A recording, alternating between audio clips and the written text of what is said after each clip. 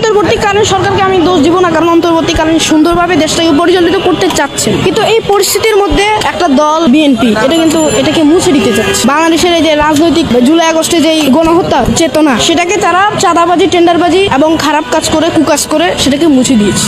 রাজনৈতিক পরিবেশে 1971 সন থেকে এই পর্যন্ত যদি কোনো হিসাব করা হয়, ইসলামিক দলগুলো ব্যতীত বাংলাদেশে কোনো দলই সুন্দরভাবে তাদের রাজনৈতিক পরিবেশটাকে গড়ে তুলতে পারে, একমাত্র ইসলামিক দল ছাড়া। এর মধ্যে জামাত ইসলামী আছে, চরমনাই আছে, যদিও ভুল ত্রুটি ছিল চরমনাই, তারা আওয়ামী লীগের সাথে হাত ছিল তাদের, তবুও তাদেরকেই বলা যায়। 5 আগস্টের আগে যেমন আওয়ামী লীগেরা ছাত্রদের হত্যা করেছে, পুলিশ বাহিনী দিয়ে, প্রশাসন দিয়ে বাংলাদেশের মধ্যে ফ্যাসিস্ট যেই কারিকুলাম সেগুলো চালু করেছিল। তো 5 আগস্টের পরে অন্তর্বর্তীকালীন সরকার যখন গঠিত হয়, তখন কিন্তু অন্তর্বর্তীকালীন সরকার যেভাবে দেশটা পরিচালিত করছে এটা খুব ভালো, কিন্তু একদল সেই বাংলাদেশটাকে নিভিয়ে দিতে চেয়েছে। এখানে চাঁদাবাজি, টেন্ডারবাজি, ধর্ষণ ইত্যাদি করে বাংলাদেশের 2024 সনে যে জুলাই আগস্টে যে গণঅভ্যুত্থানটা হয়েছে সেটার স্মৃতিটুকুকে মুছে দিতে চেয়েছে বাংলাদেশের জাতীয়তাবাদী দল। মিটফোর্ডে ওই দিন পাথর দিয়ে মানুষ খুন করেছে, এদিকে চাঁদাবাজি করছে, বরিশালে এক মহিলা লাঠি ছোটা দিয়ে হত্যা করেছে। তো এই যে এই বিষয়গুলো বাংলাদেশের রাজনৈতিক পরিস্থিতি তারা বিকট একটা পরিস্থিতি সৃষ্টি করেছে। কয়দিন পরে পরে খুন খারাপি, পাথর দিয়ে মানুষ হত্যা করা, চাঁদাবাজি, ধর্ষণ, টেন্ডারবাজি ইত্যাদি আগের মতোই তারা পরিচালিত করছে। বর্তমানে বাংলাদেশের যে পরিস্থিতি, জুলাই আগস্টের পরে যে একটা স্বাধীন বাংলাদেশ গড়ে তুলতে পারবে